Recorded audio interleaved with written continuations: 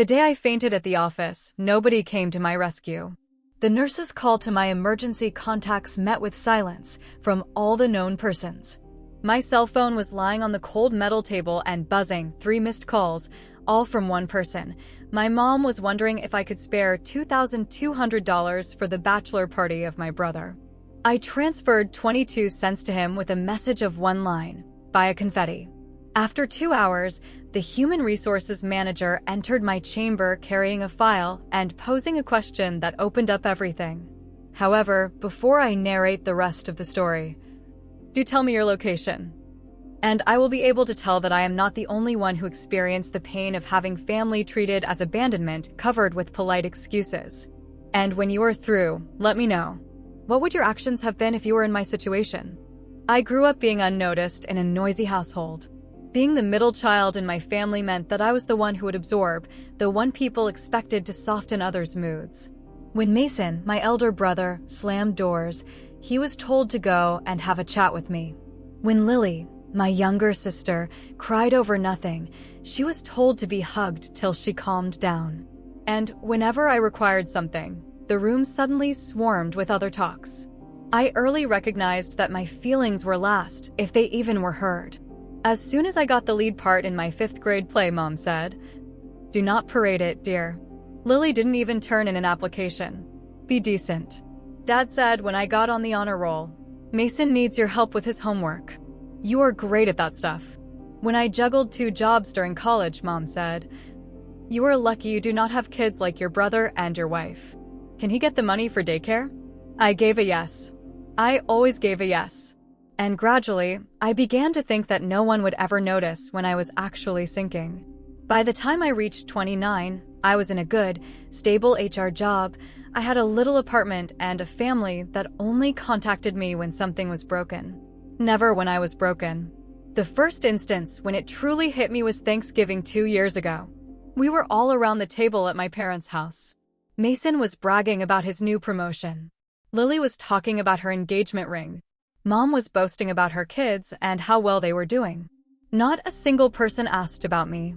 Not even once. I was the one refilling water, cleaning, and reheating the food. The family maid in an unofficial capacity wearing a dress that I had bought hoping somebody would tell me that I looked nice. But no one did. Later that night, I was standing at the sink washing dishes while everyone else was laughing in the living room.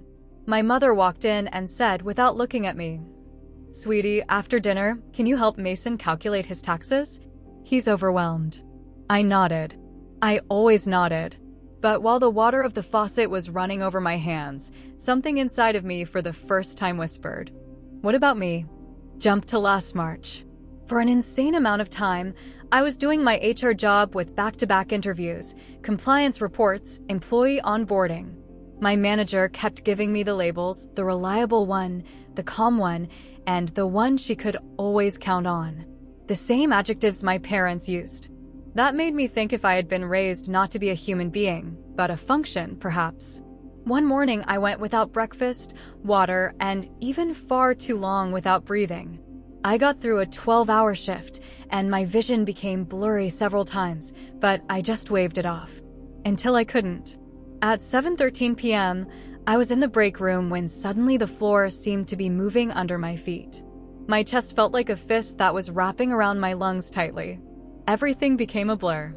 I fell on the tile floor before I could stop myself. I could hardly remember anything till a nurse was shining a flashlight into my eyes in the medical room for employees. "You fainted," she told me. "You're dehydrated and your blood pressure is very low. Who should we call?" I unlocked my phone and gave it to her. She called Mom first. Voicemail straight away. Then Mason. Voicemail straight away. Then Lily. Voicemail straight away. The nurse looked unhappy. "Nobody else?" she asked. "My contacts for emergency," I said in a whisper. She made another attempt. Mom. Mason. Lily. 3 rings each. Nobody picked up. She put my phone beside me on the table with the screen lit up. Then it buzzed. "Mom, can you send $2,200? Your brother's bachelor weekend is short on funds. We're all pitching in." There was no "Are you okay? How's work?" or "Haven't heard from you" first. Just a figure. just a demand. I kept staring at the message until my vision blurred again, this time not because of fainting. I replied, 0.22. Confetti. I pressed send. A nurse offered me water and spoke softly, "You really need to rest. You're completely worn out." I was aware that she was right, but I was also aware that this was not merely tiredness. Many years went by where I was everyone's fallback girl, but no one cared enough to notice that it was all being done at my expense. 2 hours later, the HR director, a woman named Stephanie, came into the room with a file in her hand. She gently closed the door and took a seat. "Rachel," she said in a low voice, "I think it's time you had a look at this." Then she presented the file to me. Among the contents were copies of requests for time off. Not for me. For my mother. But they were actually not for her. The penmanship was mine. For over a year, I had been taking care of my mother, doing FMLA paperwork for her city job because she would always forget how to do it. And I didn't want her to be in trouble. However, one document had my work email on it. A consultant reviewing FMLA files had flagged it. It came back up the chain to Stephanie. "Why were you filing medical leave forms for another employee?" she inquired. My heart sank. I confessed everything to her.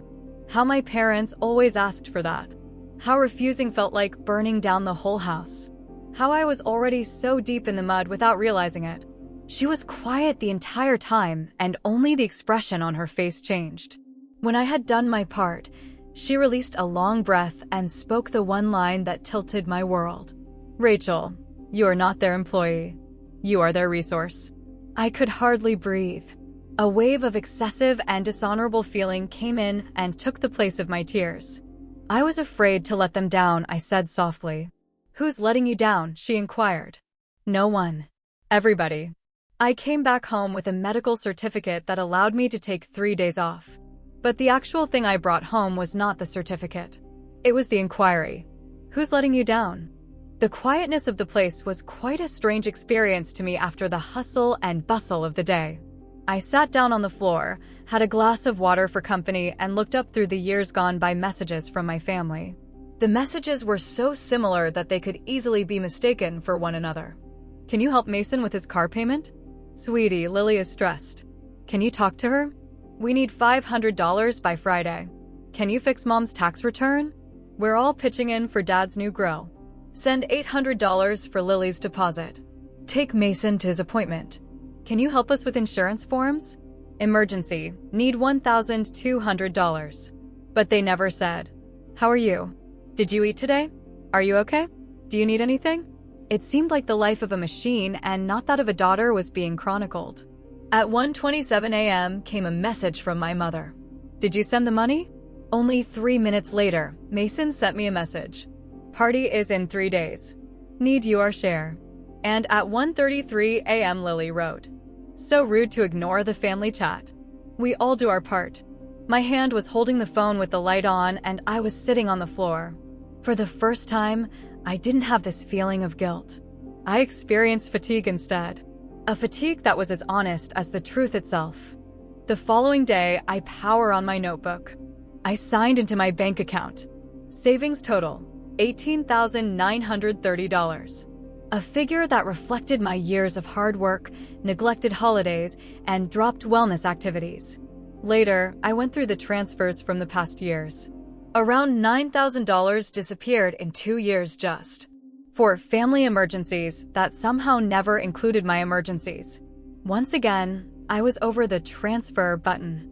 Not for sending money, for unlinking accounts. My parents were granted access in case something happened, when in fact, they could use my savings whenever they wanted. I did the clicking. Cancel authorized users. Mom, canceled. Dad, canceled. Then, change password. Activate multi-factor authentication. Next, I printed every page with a single confirmation and filed them in a folder. Tag, access revoked. It was like taking the first breath. At 3:42 p.m., my door was banged on hard and I was frightened. I recognized that knock. Impatient. Entitled. Practiced. My mother. I opened the door just a bit. "Rachel," she said, her face red, her voice tense. They at the bank told us we no longer have access. Please fix it. I just said no. Her eyes went wide at once. No? What is that supposed to mean? It's that simple, I said, and at the same time, I'm out. She blinked. Out of what? Your backup plan, I said. Your secretary. Your bank. Your emotional sponge. Her response was a scoff. Oh, come on, that's absolutely ridiculous. Families support each other. Families are there, said I. The nurse called yesterday. Where were you? Her mouth began to form a word. Then it closed. In fact, she said after a while, we were busy. Me too, was my reply. On the floor of the break room, dying. She winced. A very slight and involuntary response. The first one in years, in fact, that I had witnessed from her. You are overacting, she murmured. Absolutely not, was my answer. I am being truthful for once. She attempted to walk by me, but I held the door as it was. I am not giving money for Mason's bachelor party, I told her. That's a must, she retorted. It isn't anymore. She looked at me as if she was not familiar with the person who was holding the door. Maybe she wasn't. She went away without any parting words. After she left, I locked the door. I was trembling, not because of fear, but because of the courage I had gained from standing up for myself for the first time. War was declared on my phone for 3 consecutive days. Mason. WTF is your problem. Lily. You made Mom look ridiculous. Dad. Ring up your mother. Mom. I have not brought you up to behave like this. Lily once more. Everybody is taking part but you. Mason once more. You are self-centered. Me. No one. Sometimes silence is even more powerful than the loudest scream. On the 4th day, there were no messages from anyone. Not a single text. The silence was weird, but not unpleasant. I thought the turbulence had calmed down, until Dad arrived with a folder in one hand and a furious mood with his body language. Rachel, he said, your mom is heartbroken. I didn't let him in. I am sorry that she is upset, I replied. But I am no longer responsible for her emotions. That's not the way families do things. It's the way boundaries are respected, I countered. He fixed his gaze on me. He was not accustomed to me expressing myself this way. We've always needed you, he stated. I know, I gently replied. That's the issue. My father's anger for the first time shifted to realization, and then to something like guilt, and finally to something I could not even name. He walked away without a fight. And the silence was not the same after that. A month later, an envelope showed up bearing my father's handwriting. And it was a check for $2,200. Also, there was a letter. Rachel. I see it now. We relied on you since you never went down. We were not aware when you were cracking. The money is not repayments. It is recognition. We let you down. And I am sorry. I did not deposit the check. I saved the letter in the same place as the bank confirmations. Not as evidence of revenge, but evidence of return. The visible change in a house that had never changed for me. I didn't get reconciled overnight. I didn't hurry back. I didn't reopen the door wide again. But I did open it a little. On my terms. When Mason tried to make me feel guilty again, I didn't reply. When Lily said that I had changed and complained, I replied, good.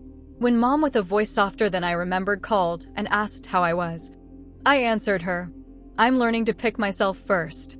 And she didn't contradict me. The silence in my life now is not a punishment. It is peaceful. A peaceful that I earned. A peaceful that I built. A peaceful that sounds like finally belonging to myself. If this story touched a part of you, stay for the next one. Some revenge is not noisy. Some revenge is merely closure. That is sealed in quiet and paid back in boundaries. Inform me where you are watching from and what silence signifies to you now.